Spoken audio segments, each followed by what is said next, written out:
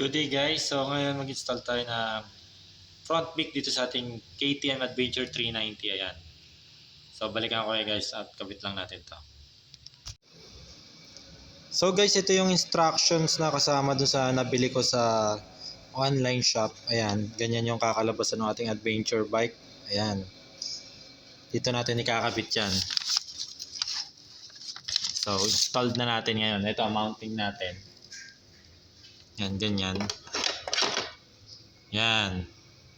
So, balikan ko kayo guys. Ikabit lang natin yung mga tornilyo nito. Yan, madali lang naman siya ikabit ha.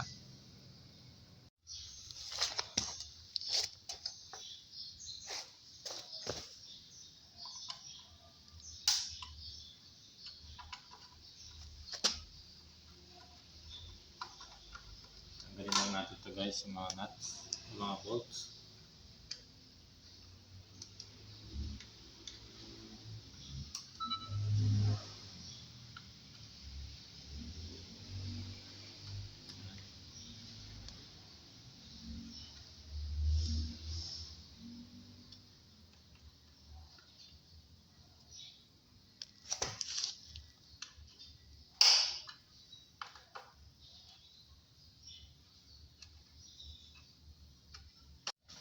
So guys, ayan, nakabit ko na yung mga rubbers niya.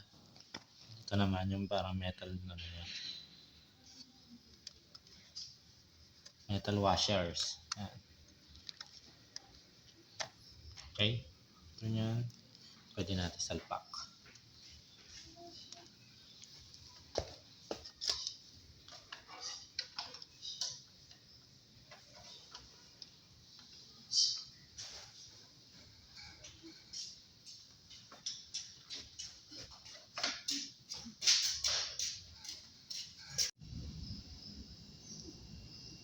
So guys, ito pala yung finished product ng ating installation ng front beak dito sa ating ADB 390. Ayan o.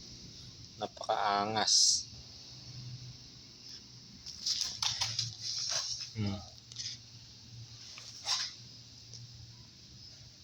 Mukha na siyang adventure bike talaga dahil sa front beak na to.